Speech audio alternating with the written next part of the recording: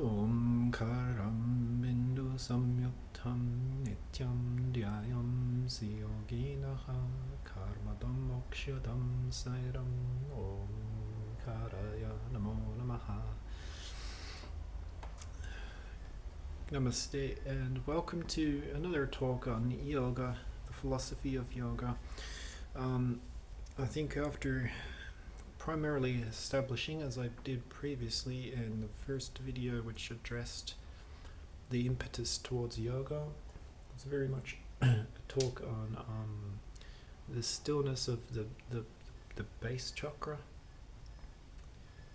observing the observations of the body, the primary quality of the body in time and space,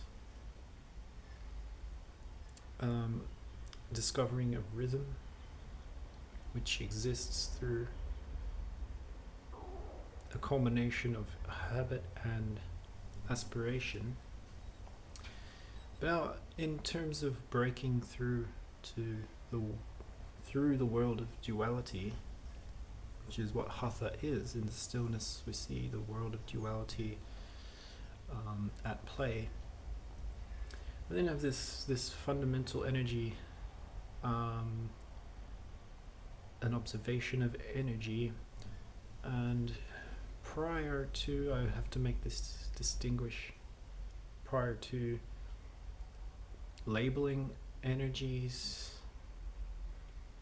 the world of energy, meditative energy, prana, chi.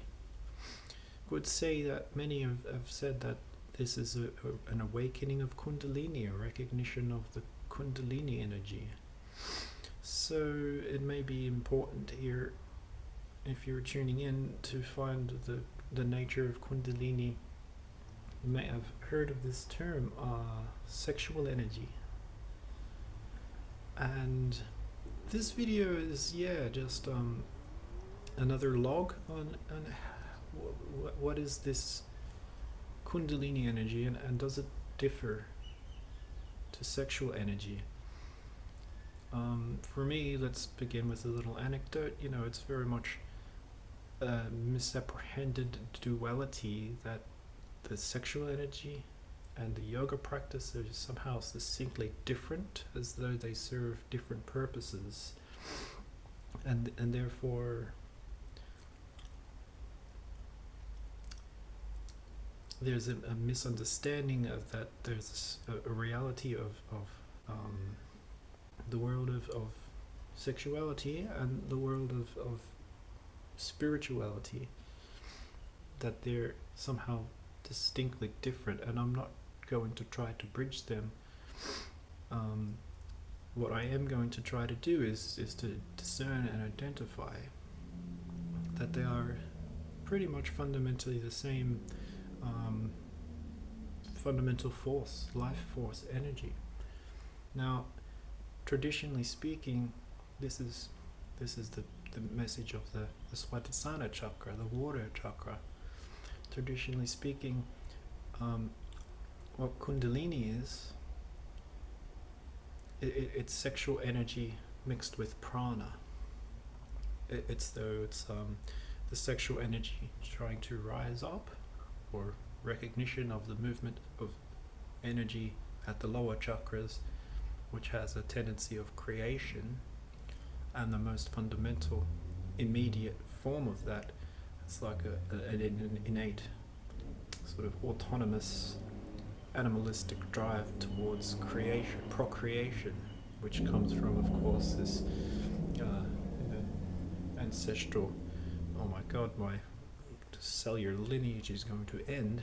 I have to quickly and thoroughly ensure that my lineage does not end, and so the sexual impetus, a very base level, comes from that. But it's fun, I think at this age we're sort of we've graduated from that mentality, though it's not something bad, it's not an evil, it's a very healthy, natural and admirable quality for someone to be potent, and the yogi could be seen as someone who's come to know their sexual energy through a diverse array of experience, and knowing that kind of magnetism, knowing that magnetism.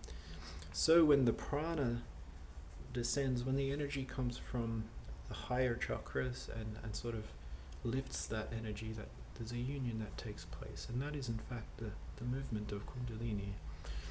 I'm going to say, and I might get criticized very much for this, but that the Kundalini is not, we can't personally awaken that's a natural force. And when one comes to know really the quality of Kundalini, you'll understand for yourself that it's not under anybody's control. It cannot be directed. That's good. That's a wild force of nature.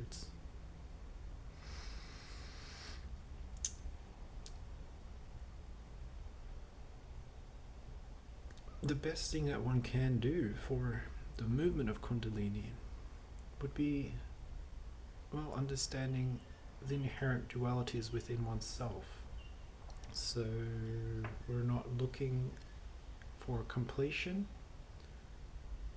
not looking to be completed with the aid of something outside of oneself, which is the essence of yoga, and yoga as a unifying practice. It's not. I mean, this is a whole. There's a branch of yoga, tantrism, which is means a continuity, a thread of completion, continuity. That is because that's a practice to address this lower aspiration towards what is inherently already a connectedness. So clarifying that connectedness through the lower chakras means physically embodying a kind of purity of heart, purity of intention, psychospiritually cleansing that central channel for the dualities inherent within my lower nature to be in harmony.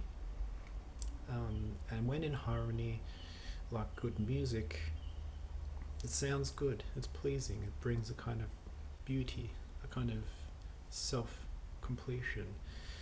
And that's that, it's not this isn't a call towards complete monism, self-sexuality. The impetus is to not cut off sexuality as fundamentally different to natural spirituality.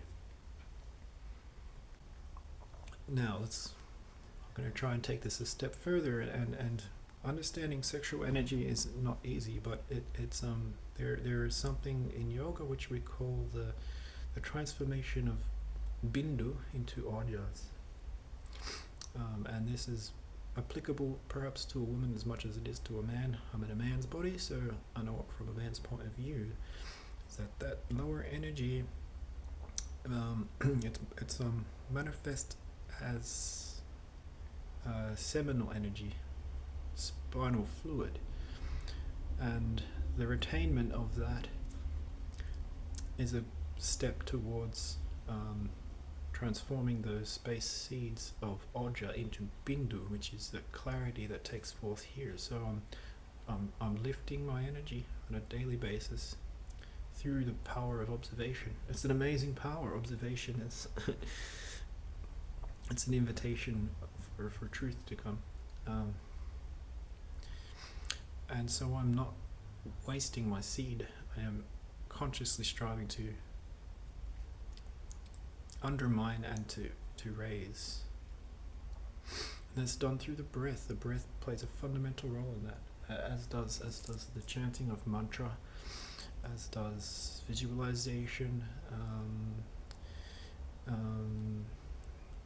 and it's a welcoming of a kind of maturation. And in doing so, a lot of this is a very long journey. It doesn't happen overnight, and it's of course aided a lot with a partner or a group who are of similar age and physical connectedness, and so that's that. Things that draw the energies down are obviously those big distracting moments that aren't perhaps in line with the path, but a kind of grace and honesty and again understanding of oneself, because we're dealing with it's so latent with karma. This stuff is very sticky. It's heavy in its aspiration. It's very delicate. It's like the fulcrum of a lever, which is very top heavy, and unless one can sort of stabilize that in reference to the qualities that energy would have usually habitually been succumbed to. It's a very complicated way of saying, just breaking a habit. Breaking a habit doesn't happen overnight. It's said that it takes 8 days sometimes to form a new habit. And so we're trying to use the force of habit to our advantage, and in doing so a realm of energy opens up that would be previously unforeseen, previously only ever imagined. It's a matter of sacrifice, really, sacrificing a present for a future, and that may bring a bit of anxiety, and if it doesn't, then it should. There should be a bit of fear. Is that healthy sign that this emerges from this chakra, the uncertainty principle that something new is going to come about. Krishna says in the Bhagavad Gita, that you can discern these higher and lower attitudes toward life in that a piece of fruit or food or something that is sweet and it brings instant satisfaction, it goes bitter easily, doesn't keep well, doesn't keep well, and it leaves a bitter taste in the mouth. This is very much a tasteful, a sensation of taste, because something that does not particularly taste good immediately may have a sweetness toward the end. And this is a tantric thing. This is perhaps something that your partner might yield to, or your close colleagues, people of interaction, in which we're